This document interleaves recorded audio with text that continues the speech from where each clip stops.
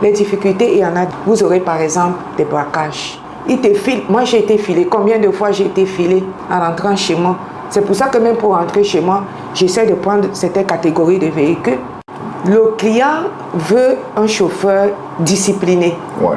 J'avais fait une avance de 10 millions à Camille Toyota, j'ai signé 10 traites. Donc vous comprenez que je n'avais même pas payé la moitié du véhicule qui a été emporté par les malfrats. Bonjour, aujourd'hui nous sommes à Gracia Auto, une société de location de véhicules.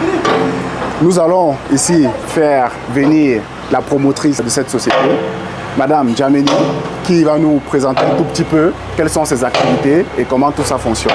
Madame Djameni. Bonjour Madame Djameni. Bonjour Monsieur Lapi, enchantée. Enchantée Madame Djameni. Donc, ça, vous êtes la promotrice de Gracia Auto. Évidemment. Ben, pouvez rapidement peut-être nous préciser quelles sont vos principales activités? Nous sommes spécialisés en matière de location de véhicules. Toutes marques représentées au Cameroun. Et bon, nous faisons aussi des prestations de services dans des différentes sociétés de la place. Mais prestations de services, quoi concrètement par exemple? Un exemple. Voilà, nous pouvons gagner des marchés de tourisme, accompagner toujours dans le cadre de la location de voitures, c'est-à-dire accompagner des agents touristiques, événementiels. Voilà. Ok, super. Ben, je pense qu'on en parlera un peu plus en détail. Nous allons nous installer. Nous pouvons rentrer. Comme ça, vous pouvez présenter un tout petit peu vos bureaux.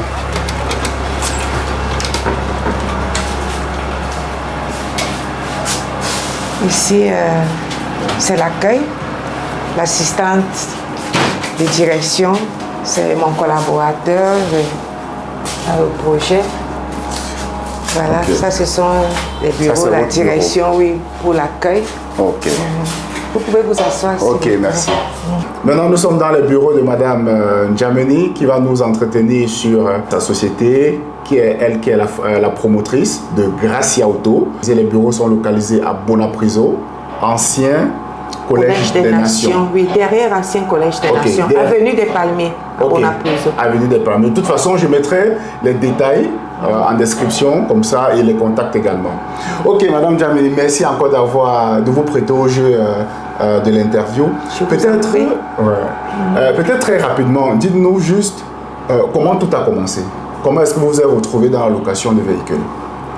Bon, ben, c'est une histoire très pathétique, je peux le dire ainsi. J'ai d'abord travaillé comme gérante dans la plus grande autolocation de la ville de Douala. À l'époque, ça s'appelait Sam Auto. Donc, j'entre à Sam Auto déjà comme assistant de direction parce que c'est ma formation que j'ai acquise à l'école. J'ai fait technique administrative et donc j'entre là-bas comme assistant de direction. Et puis, vu mes compétences, mes riages dans le marketing, on me propose au poste de gérante. Voilà. Et peut-être pour une petite précision, après combien de temps? Quand vous entrez, du moment où vous entrez et du moment où vous avez la promotion? 4 ans après. Ah, oui. 4 ans après, je deviens gérant statuaire de la société. Donc avec un statut notarié. Oui. Et bon, après, la société décide de passer à autre chose. Voilà, de faire autre chose. Et c'est comme ça que 10 ans de gérance, tout se passe bien, nous avons le vent en poupe, nous avons pratiquement les contrats de pas mal de sociétés de la place, à l'occurrence Côte-Co, le grand projet Côte-Co à l'époque. Et donc, quand la société décide de passer à autre chose, simplement parce que les partenaires ne s'entendent plus dans des partages, je ne peux pas rentrer dans ces détails ici, c'est des trucs top confidentiels. C'est comme ça que, bon, la clé est mise sur le paillasson et je me retrouve au quartier, au chômage.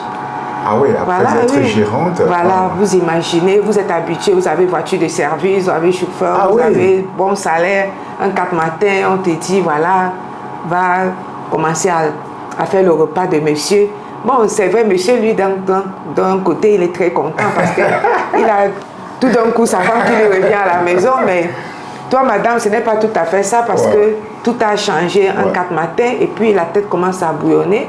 Et je reçois la motivation de mes clients qui ont reçu de très bons services chez moi. Je reçois leur motivation et c'est des coups de fil. Oh, nous arrivons, est-ce que tu peux nous trouver un véhicule et tout, voilà. Et la tête, c'est d'où vient l'idée. Parce que vous savez que l'entrepreneuriat, c'est une action de créer. Exactement. Voilà. Exactement. C'est là où la créativité naît. Je dis, ben, je peux faire quelque chose. Qu'est-ce que je peux faire? Je n'ai pas de voiture.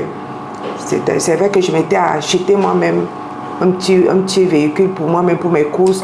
Je suis bénéficiaire puis des véhicules, des beaux véhicules de service et tout. Voilà, qu'est-ce que je peux faire? Et voilà comment l'idée, parce que tout part d'une idée, d'une vision. Voilà comment naît la vision. Et voilà, je n'ai pas de voiture, je n'ai pas d'argent, je n'ai rien. Qu'est-ce que je peux faire? Je me souviens que pendant l'exercice de mes fonctions, je faisais face à des partenaires, je vais dire des connaissances qui n'étaient pas qui n'avaient pas certaines formes de besoins. Parce qu'il faut dire que dans la vie, nous n'avons pas les mêmes problèmes. Et ça, exactement. Voilà. Il y en a qui ont les problèmes de manger. Exactement. Tout à fait. D'autres qui ont les problèmes de changer leur véhicule. C'est leur plus gros problème de ne trouver pas le sommet parce qu'ils ont le même véhicule depuis 5 ans. Et toi, tu cherches comment t'accaparer même un véhicule. Je vais dire même une moto. Mais c'est reste que pour déposer les enfants à l'école, on n'a pas les mêmes problèmes. Les 5 doigts ne sont pas les mêmes. C'est pour ça qu'il faut rester humble dans la vie parce que Dieu a fait chacun à sa façon. Chacun doit trouver son bonheur dans la satisfaction, je veux dire dans la portion qu'il lui a allouée. Il ne faut pas aller chercher le bonheur. Parce que ce qui est bonheur pour toi n'est pas forcément bonheur pour l'autre. Donc bref, je me rends compte, je me suis souvenu que j'avais des relations, des clients avec qui je traitais, qui me disaient, est-ce que vous n'avez pas souvent besoin des véhicules chez vous? J'aimerais juste rebondir sur un point que moi je considère que c'est assez important parce que généralement beaucoup de gens se disent qu'ils ne vont pas bien faire leur travail et qu'ils le feront bien quand ils travaillent pour eux-mêmes. Ce que vous êtes en train d'expliquer, c'est que quand vous étiez en train de travailler pour une entreprise, vous étiez en train de faire bien votre travail. C'est la raison pour laquelle ces clients-là vous ont recontacté. Exactement. Donc, ça dit, moi j'ai toujours été une passionnée du travail. Ça dit que tout ce que je fais, j'essaie de le faire bien. En fait, je pense que c'est même une déformation. C'est-à-dire, j'essaie de faire bien. Ça fait partie des règles de la vie. C'est-à-dire que si tu veux être planteur ou balayeur ou tout ce qu'on essaie de faire dans la vie, faites-le bien. Parce que vous impactez des gens. Parce que tout le long de l'exercice de mes fonctions, je peux dire que je suis ce que je suis aujourd'hui grâce à la confiance des clients. Et des clients qui ont eu des loyaux services, qui ont apprécié mes loyaux services, qui ont apprécié ma manière de faire, mon dynamisme, ma détermination à les satisfaire. Ils se sont dit non, ça c'est quelqu'un qu'on peut faire confiance. Non, mais c'est exactement ce point-là que je voulais mentionner parce que beaucoup croient que il y a, je ne sais pas comment, le terme exact ne me vient pas, ils se disent parce qu'ils travaillent pour quelqu'un, parce qu'ils travaillent dans une boîte, ils ne vont pas bien faire le travail parce qu'un jour, ils vont se mettre à leur propre compte. C'est une erreur. Et quelqu'un l'a très bien dit justement que si vous ne faites pas bien, si vous ne travaillez pas, si vous n'êtes pas assidu quand vous êtes employé, ne croyez pas que si vous devenez entrepreneur, vous allez faire quoi que ce soit. Pas du tout, pas du tout. Ça va toujours être le même laxisme. Parce que quand on est laxiste, on l'est. Et quand on est professionnel, on l'est dans tout ce qu'on fait. C'est un peu, je vais un peu basculer dans un autre domaine, c'est un peu comme une jeune fille chez ses parents. Si déjà chez ses parents, elle ne se conduit pas bien, n'attendez pas qu'elle aille au foyer bien se conduire. Moi, je suis désolée. C'est ce que les gens ignorent. Et c'est pour ça qu'au jour d'aujourd'hui, beaucoup de mariages foirent. Parce que beaucoup de filles ne se marient pas pour le meilleur ou pour le pire. Elles se marient peut-être parce qu'elle a vu un gars du bling-bling. Mais elle oublie que non, c'est pour le meilleur, pour le pire. Pour le meilleur, pour le pire, ça ne veut pas dire que ça ne va pas être rose. Non, ça veut dire qu'il y aura des beaux jours et des mauvais jours et qu'il faudra faire avec. C'est la même chose quand tu vas travailler comme employé. Il faut se dire que voilà, je donne le meilleur de moi-même. Et maintenant, le reste, moi je dis, il faut aussi mettre un peu la foi en Dieu. Dieu fait le reste, c'est-à-dire que je fais le mien et Dieu fait le reste. Exactement. Mais j'aimerais chuter sur un point. Moi, c'est une question que j'aime bien poser pour comprendre. Gracia Auto. Pourquoi Gracia Auto? Ouais, très belle question. La grâce de Dieu. Ok. Ça dit que c'est un dérivé de la grâce de Dieu parce que je pense que cette société, c'est le fruit de la grâce de Dieu. C'est pas le fruit de mes mérites. Ouais. Et j'aime bien le dire à la jeunesse qui aura l'opportunité de m'écouter via cette interview qu'il faut croire à ses potentialités, certes, il faut croire aussi à la grâce de Dieu. Ouais. Parce que tout ce que nous avons, c'est le fruit d'une grâce. Ouais. J'ai dit grâce pourquoi? Il faut l'expliquer. Vous imaginez, un 4 matin, vous vous retrouvez au chômage, vous n'avez plus de boulot, vous êtes à la maison, vous n'avez même pas un compte en banque fourni pour dire que vous irez chez le concessionnaire prendre un véhicule. Vous êtes habitué à faire de gérer des achats de véhicules via Alios, c'est-à-dire le crédit bail, des centaines de millions, voire 500 millions, parce que tu sors 10 véhicules. Un 4 matin, tu n'as même pas, enfin, peut-être tu as un véhicule de 2 ou 3 bâtons dans ton parc. Et tu as des commandes peut-être de 4 véhicules le mois ou 5 véhicules le mois pour des contrats longue durée. Et puis, qu'est-ce qu'il faut faire? Tu réfléchis. Et puis, tu te retrouves que tu peux satisfaire cette demande. Moi, je dis, c'est vrai, c'est mon dynamisme, c'est un mérite, mais c'est aussi le fruit de la grâce. Non, mais c'est clair. C'est ce que je dis souvent, c'est que peu importe ce que nous faisons, peut-être que, voilà, peu importe ce que nous faisons, il y a notre travail, mais il y a toujours un aspect que nous ne contrôlons pas. Exactement. On peut qui est divin. Exactement. Il y a un aspect que nous ne contrôlons pas. Exactement. Donc, parfois, il faut de la gratitude et se dire que oui, nous avons eu quelque part. Bon, justement, c'est ce qui nous manque, cette petite humilité dans la vie. Exactement. Parce que quand on commence à prospérer, on croit pense souvent que c'est uniquement on a fait beaucoup. Exactement. C'est parce que peut-être on est très belle femme, c'est parce qu'on est éloquente, c'est parce qu'on sait convaincre, c'est parce que on a du relationnel. Mais qui donne tout ça? Non, ça c'est clair. Voilà. Mais maintenant, je vais vous poser une question sur, voilà, parce qu'ici, je pense que avoir l'expérience, le partage de l'expérience, moi je suppose que c'est super important. Est-ce que vous avez une expérience comme ça particulière qui vous a marqué dans votre aventure, je vais dire entrepreneuriale? Une expérience particulière qui vous a marqué? Oui. Et que vous voulez partager ici? Oui. L'expérience particulière qui m'a marqué, c'est du fait qu'on peut partir des zéros à héros. Donc, et que j'aimerais partager avec la jeunesse. Je dis bien la jeunesse parce qu'au jour d'aujourd'hui, on se rend compte que la jeunesse veut aller vite. Ils veulent briser les barrières. Je ne sais pas quelle expression très profonde donner à ce qualificatif. C'est-à-dire, il brûle les étapes. Il veut brûler les étapes. C'est-à-dire qu'il faut savoir que pour évoluer, il faut l'endurance. Exactement. Il faut endurer, il faut aller progressivement. Exactement. Parce que quand vous avez une opportunité devant vous, il faut déjà la saisir, il faut donner du temps, il faut travailler. Exactement. C'est en travaillant qu'on peut arriver au but. Non, exactement. C'est vrai que j'ai eu la confiance. Moi, j'ai bénéficié d'abord d'un portefeuille client parce que d'autres commencent par la prospection à chercher le client. Moi, j'avais déjà... les donnes se sont renversées. J'ai d'abord eu le client avant maintenant d'aller chercher la satisfaction du client. Comme j'ai l'habitude de dire, le travail et l'échec sont individuels. Seule la réussite est collective. Aujourd'hui, par exemple, tout Camerounais est content de dire « Je viens du pays de Ngano. Je viens du pays de Samuel Eto'o. Je viens... » Mais quand il travaillait, quand il galérait, quand il peut-être pleurait quand il était tout seul, personne n'était là. Et même s'il allait voir quelqu'un, il allait dire... Et même actuellement, ce qu'il connaît comme difficulté, très peu le partage. Au contraire, c'est des tomates pourries. Exactement. Donc, c'est tout à fait... Donc, je pense aussi, généralement, on a tendance à montrer directement la réussite. Oui, c'est bien d'inspirer en montrant la réussite, mais dire également, ça n'a pas été fait en un jour. Exactement. Ça n'a pas été fait en un jour. Non, tout à fait. Le monde n'a pas été bâti en un jour. Exactement. Ici, là, j'aimerais que vous nous donniez, peut-être avec ma prochaine question, actuellement dans votre entreprise, vous avez plus ou moins combien de collaborateurs? Nous sommes plus d'une dizaine. Hein, ah ouais. Parce qu'il y a aussi des temporaires. Oui, ok. Oui, parce qu'il y a des moments où des chauffeurs titulaires sont tout occupés. Ok. Et bon, j'ai un package d'environ 5 chauffeurs temporaires que je peux faire appel quand ces titulaires sont occupés. Oui.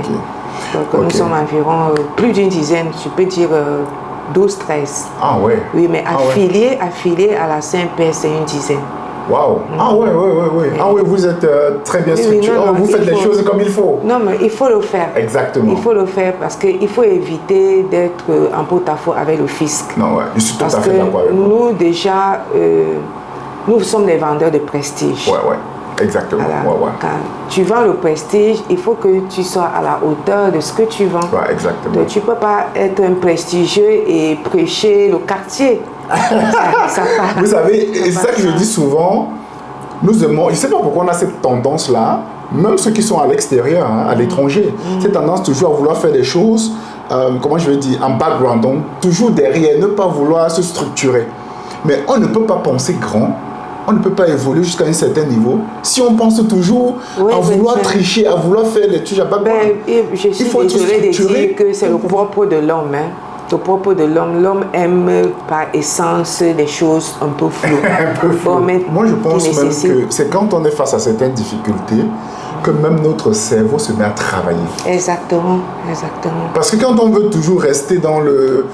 Je sais pas, dans des choses un peu louches, un peu floues, parce qu'on veut éviter...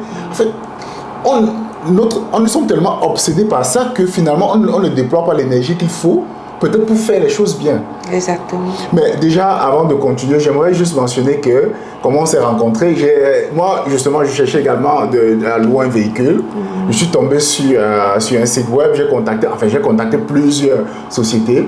Et laquelle qui m'a été réservée, c'est la raison pour laquelle je suis parti avec Gracia Auto. Parce que, voilà, le professionnalisme et tout. Et aujourd'hui, nous voilà. Merci. Donc, oui. Moi, je dis, quand quelque chose est bien, il faut apprécier. Merci. Il faut apprécier. Ça nous encourage, ça nous motive. Parce que parfois, on a l'impression que, bon, voilà. Non, quand quelque chose est bien, il apprécie. Et justement, dans notre site web, on a beaucoup d'appréciation. Des gens qui disent c'était super, l'accueil à l'aéroport, c'était bien. Non, c'était super. Le chauffeur, c'était bien. Voilà, non, ça c'est clair, J'espère que peut-être avec une vidéo comme celle-ci, vous allez encore agrandir votre portefeuille parce que il faut, aujourd'hui, on doit arrêter de penser, on a besoin des géants nationaux. Je serais content demain si vous êtes une multinationale, je serais content de dire que mes chers rencontrés Madame Djameni. Grâce à vous aussi. Madame Djameni. Dommage que dans notre pays, c'est très difficile parce que je vous disais tantôt que notre activité, l'autolocation en lui-même, c'est un effet de mode. Parce que le loueur de voiture, ce n'est pas foncièrement celui qui n'a pas de voiture. C'est celui qui a soit une nécessité absolue comme vous, comme ça a été votre cas de figure, vous êtes arrivé au Cameroun, vous appelez Gracia Auto, est-ce que je peux avoir un véhicule, est-ce que vous pouvez m'accueillir à l'aéroport, est-ce que vous pouvez me déposer chez moi, est-ce que vous pouvez m'accompagner à l'ouest et tout. Ça, c'est un cas de figure. Et à l'autre cas de figure, c'est un prestigieux. Il veut changer. Oui. Il a une réunion, il doit aller rencontrer peut-être une personnalité. Il ne va pas traîner, je ne vais pas appeler sa vieille voiture, il ne va pas traîner un certain modèle de voiture. Il veut peut-être une voiture de nouvelle génération. Il fait appel à nos services et puis on essaie de faire avec tout ce package de clients-là. Donc c'est pour ça qu'il faut, quand je parle d'effet de mode, il faut des voitures de nouvelle génération. Parce que quelqu'un te dira, je veux une sortie 2023. Mais oui, là, présentement, nous discutons, là, j'ai 2 commandes. Oui, c'est une grande société chinoise de la place qui s'installe pour un projet de 5 ans au Cameroun, je préfère taire le nom. Voilà. Il y a 2 grands directeurs de la place qui doivent arriver demain. Ils ont besoin des Prado sorties 2023. Ah ouais. Il faut satisfaire ces genres de clients. Là, c'est un prestigieux. Parce que dans leur parc, ils ont des voitures. Mais comme certainement, il ira à la présidence rencontrer des personnalités, il faut qu'il rentre dans un cadre particulier. Donc, voilà un peu ce dont nous sommes attelés à faire au quotidien. Et vous comprenez que ce n'est pas... C'est pas de la dentelle. Exactement. Ça doit être du sérieux. Le conducteur doit être équipé d'une formation particulière, une moralité particulière. La gérante ou la promotrice que je suis doit avoir certains atouts. Exactement. Voilà. En effet. Je peux amener ce client à prendre, si je n'ai pas une 2023, je peux l'amener à prendre une 2020 ou une 2021, mais il faudra beaucoup d'atouts pour te faire comprendre que non. Parce que parfois, ces véhicules même qui changent, parfois c'est des pots de phare qui changent. C'est juste un petit design qui change, mais le fond reste le même. Mais bon, quand lui, il est catalogué sur son 2023. Peut-être pour revenir à votre société concrètement, quelles sont les valeurs que vous prenez au sein de votre société, pour vos collaborateurs, pour vous-même? C'est les valeurs de netteté. Oui, des valeurs morales. Très rare dans notre environnement. Des valeurs morales très fortes. Très, très fortes. Déjà, je saisis cette opportunité pour dire que la pièce maîtresse d'une société de location de voiture, c'est le chauffeur. Ça, c'est clair. C'est vrai, c'est le véhicule. Le véhicule doit être en bon état, révisé, respectant les normes de location, mais il y a le driver qui est le chauffeur, qui est la pièce maîtresse, parce que le driver doit être quelqu'un qui est moralement bien. Le client que tu prends un matin peut laisser son smartphone d'1 million dans la voiture. Il faut qu'il soit sûr de retrouver ce smartphone. J'ai des clients qui ont laissé leur caméra de 10 millions dans la voiture et qu'on a appelé pour dire, monsieur, votre caméra, venez le récupérer. Ça fait un effet très fort. Tout à fait. Très fort. Le client veut un chauffeur discipliné. Qui, pendant qu'il conduit, il n'entend pas le téléphone, qui fait voilà. Et ça fait quoi? Ça fait partie des formations. La formation en conduite, en Smith System. Tous les chauffeurs de Gracia Auto ont une formation en Smith System. Le Smith System, c'est la conduite défensive. Dire que il sait que on ne fait pas comme ça, on ne parle pas. Si on veut s'arrêter, on demande la permission à son client. Est-ce que je peux m'arrêter parce que je vois que mon téléphone vibre beaucoup, parce que le téléphone doit être sur vibreur. Certainement qu'il y a peut-être une remarque ou quelque chose qui survient au cours de la location.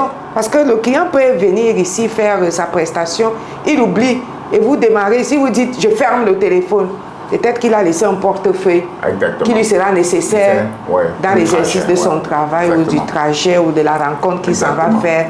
Ça peut être à l'ouest du Cameroun, ça peut être au centre, ça peut même être une réunion dans la capitale, dans la ville. Donc le fait de fermer le téléphone n'est pas professionnel. Il est question que le téléphone reste silencieux ou sur vibreur. Mais si tu vois qu'il vibre 2, 3, 4 fois, tu as le droit de demander à ton client, monsieur, je peux garer une minute, je veux regarder mon téléphone. Si tu vois que c'est l'agence qui t'appelle à répétition, tu comprends qu'il y a un sujet d'interpellation. Et voilà. Donc, comme vous avez dit, l'honnêteté, les valeurs morales. L'honnêteté, valeurs morales, l'honnêteté, la dynamisme, la confiance et ça c'est super. La propreté. Comme on dit toujours, la première richesse, c'est la richesse humaine. Ça, c'est la première. C'est la ressource humaine, parce que peu importe ce qu'on peut avoir, si on n'a pas la bonne ressource humaine pour transformer le potentiel, ça ne sert à rien. Je suis totalement d'accord avec vous. C'est quelque chose que j'inculque à mon personnel au quotidien. Les réunions, nous faisons des réunions tous les débuts de semaine.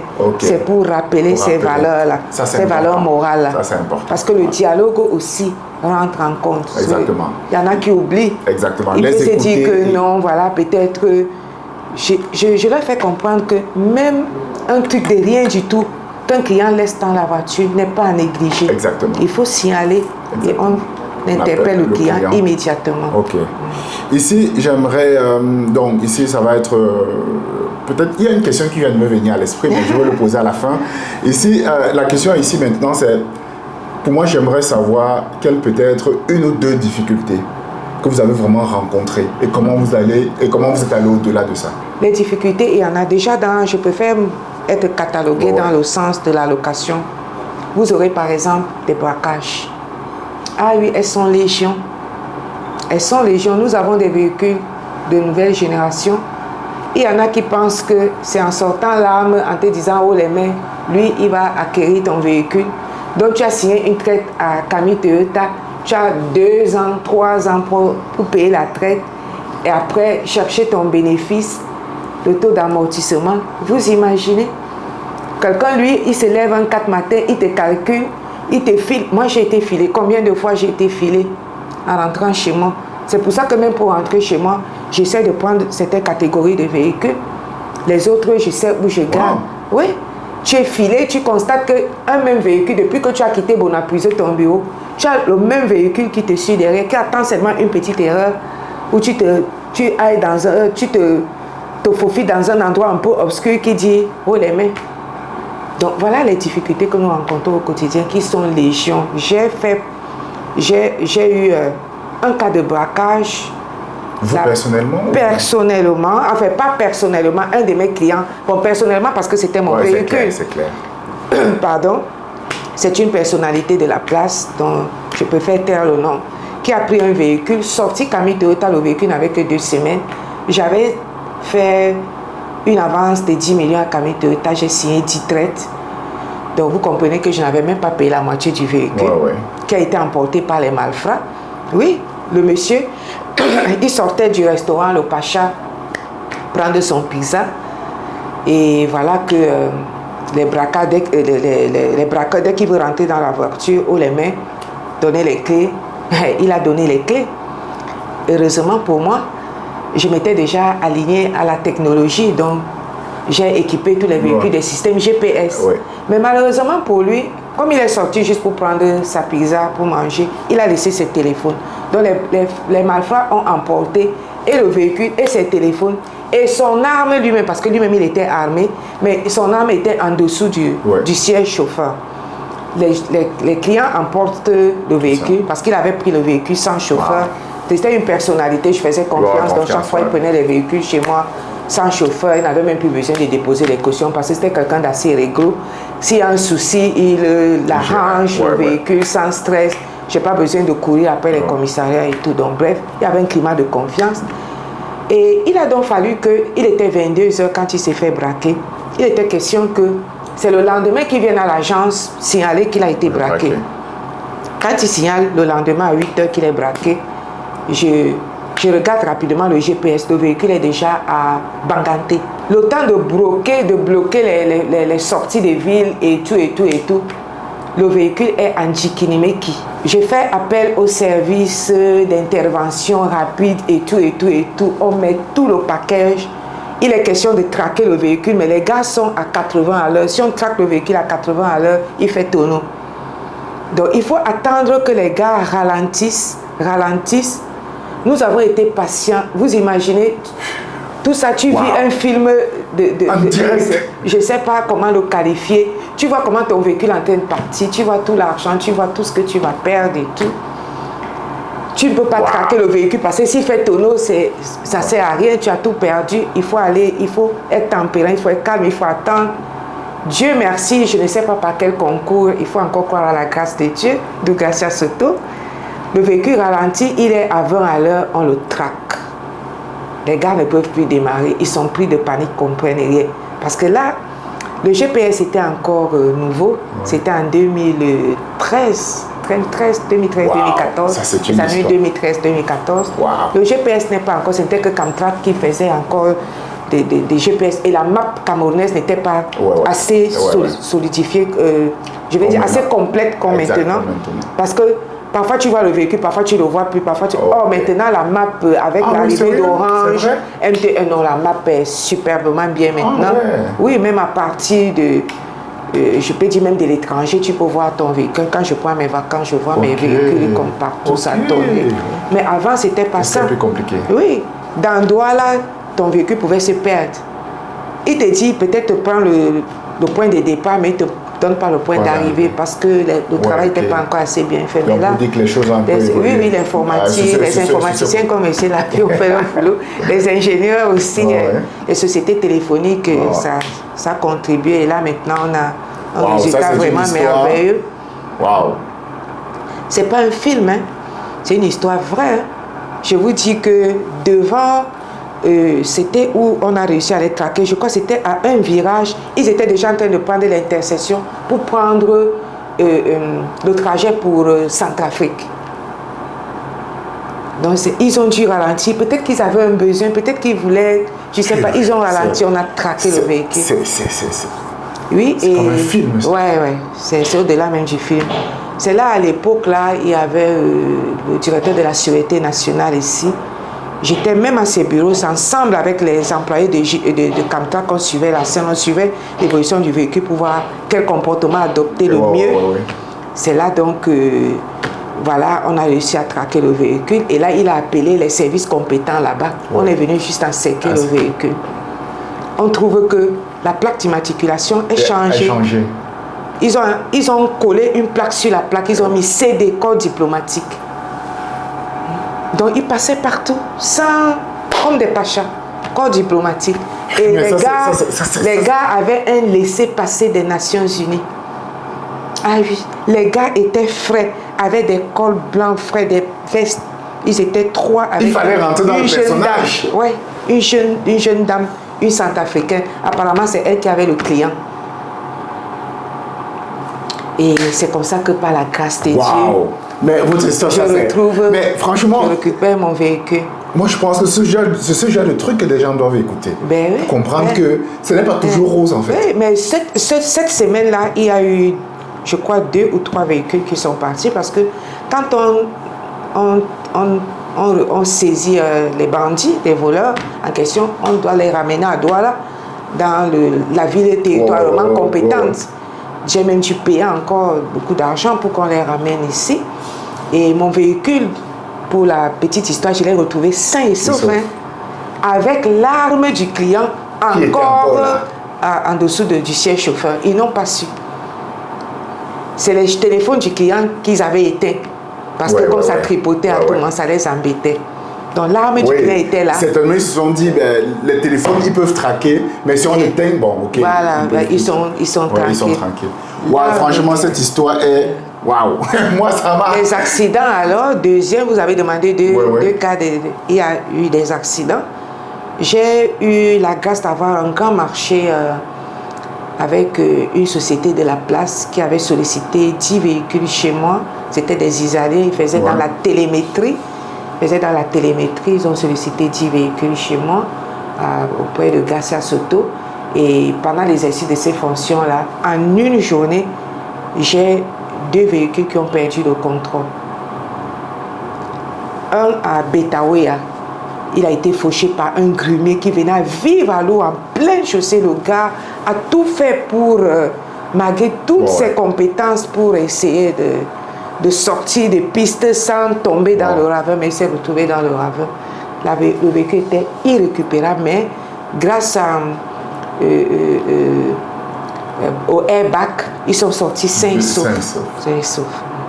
Voilà les difficultés que nous rencontrons au quotidien. En tout cas, et là, bon, gloire à Dieu, les assurances doivent faire leur boulot. C'est pour ça qu'il ne faut pas jouer avec les assurances. Franchement, c'est pour ça que je dis toujours que les entrepreneurs devraient vraiment avoir une posture particulière dans chaque pays. Des nerfs solides. Exactement. Imaginez une journée comme celle-là, quand tu rentres le soir, est-ce que tu trouves le sommeil véritablement? Non, mais bien sûr. C'est une nuit cauchemardesque comme ça. Tu es en train de franchement, merci beaucoup d'avoir partagé ça. Moi, je pense que c'est... Moi, personnellement, ça se... Waouh! Ici... juste, voilà, ça c'était normalement la dernière question, mais il y a une question comme ça, parce que je me suis rendu compte que c'est souvent des choses qu'on observe dans notre environnement, particulièrement au Cameroun. Si on prend le cas de l'étranger en Allemagne, il y a des sociétés familiales, c'est-à-dire que le grand-père a commencé, le père, ensuite la légo fils, et ça continue. Mais maintenant, cette question c'est, Madame Djamé, est-ce que vous avez déjà pensé à votre société ou pensé de comment vous allez léguer votre société peut-être à vos générations futures? Je ne crois pas ça. Je ne crois pas ça. Je pense que les sociétés qu'on lègue toujours aux générations futures, à nos progénitures, ne font pas long feu. Parce que ces enfants pensent qu'ils ont tout sur un plateau, ils ont les œufs sur le plateau, ils ne font pas d'efforts. Moi, ce que je pense pour l'avenir, pour Gracia Soto, c'est de trouver des partenaires, des actionnaires. Parce que quand une société a des actionnaires, il y a un autre regard, qui n'est pas le regard familial, qui est un regard progressif, un regard continuel, un regard de développement. Or, quand tu viens, tu prends ton fils, tu mets là, lui, il trouve que voilà, il y a de l'argent, ça rentre ici, il faut dépenser, il ne voit pas les efforts. Mais voilà, moi, la question que moi je me pose, c'est, il y a des, je veux dire, si on va récemment, je suivi une émission en Belgique, je veux dire en Allemagne, il y a des sociétés familiales.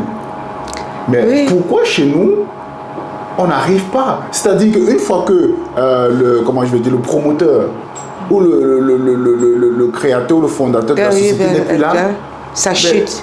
La société, c'est comme si elle chute. Oui, mais justement, ça chute. Ça chute parce que les règles ne sont pas bien définies. Elle n'est pas bien structurée. Parce que si la société peut être familiale, déjà grâce à société, on peut dire que c'est une société familiale. Mais à partir du moment où vous n'êtes plus là, si vous léguez à votre enfant qui sent qu'il n'a pas contrôle, n'a pas la même vision que vous, n'a pas le même engouement, n'a pas la même détermination, je dirais même plus loin, n'a pas le sens de leadership. Parce que c'est un sens qui est capital. N'a pas le sens de leadership. Ne soyez pas surpris que ça ne fasse pas long feu. 1 an, 2 ans, 3 ans, tout est terminé. Or, si vous allez voir en Europe, c'est vrai, ça peut être une société familiale, mais celui qui prend la gérance, il sait qu'il a un résultat à atteindre.